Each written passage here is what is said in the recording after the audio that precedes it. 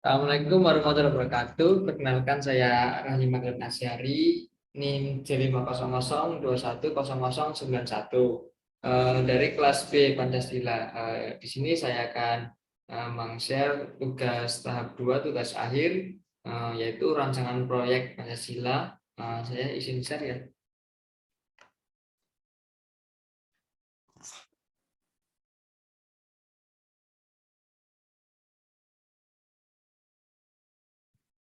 Baik.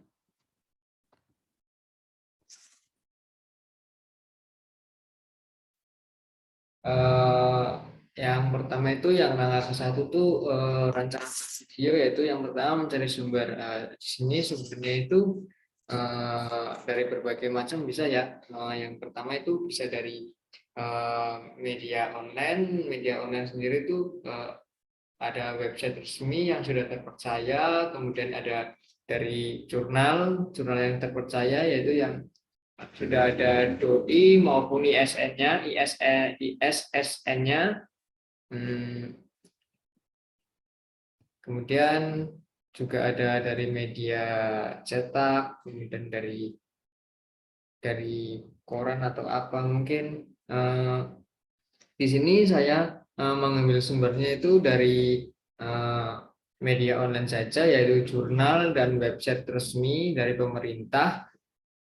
Kemudian yang kedua itu merupakan menyiapkan kerangka teks, yaitu yang pertama itu pembukaan, yaitu perkenalan, dan kemudian tujuannya.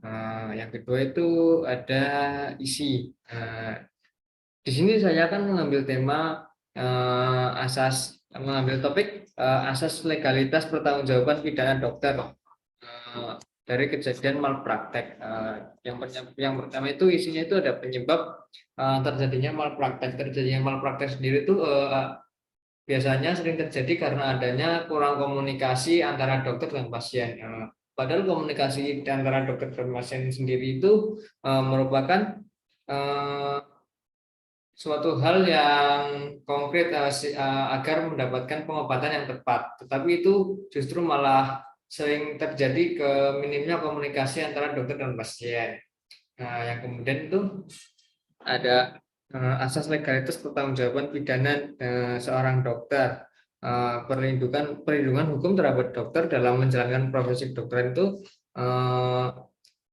hal yang menjadi perlindungan hukum terhadap dokter apabila diduga melakukan malpraktek medis yang terdiri dari dasar-dasar hukum yang memberikan perlindungan hukum terhadap dokter dalam menjalankan profesi kedokteran. Kemudian hal-hal yang harus dilakukan dokter untuk menghindarkan diri dari tuntutan hukum, yaitu dan alasan peniadaan hukum terhadap dokter yang diduga melakukan malpraktek medis.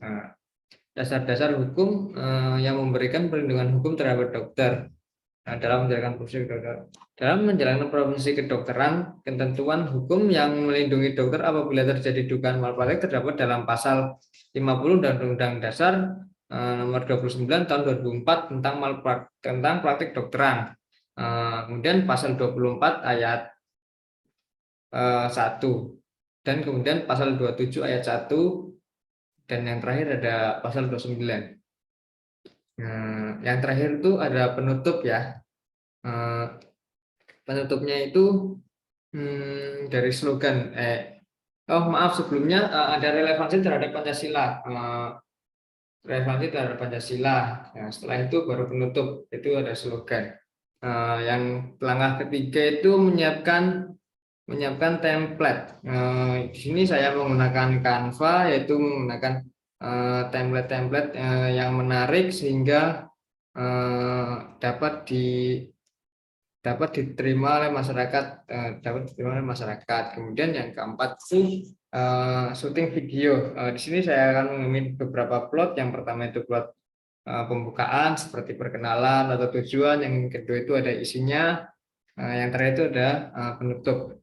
Yang langkah kelima itu editing video.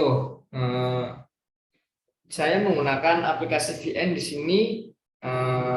Yang pertama itu masukkan video dulu ya dari beberapa klip video yang akan diedit, kemudian masukkan gambar-gambar yang menarik, kemudian tambahkan musik dan sound yang agak bagus.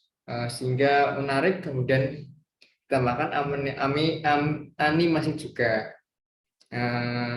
Kemudian yang langkah terakhir itu finishing, kemudian kita review ulang videonya sudah benar atau tidak, kemudian yang terakhir jika sudah benar semua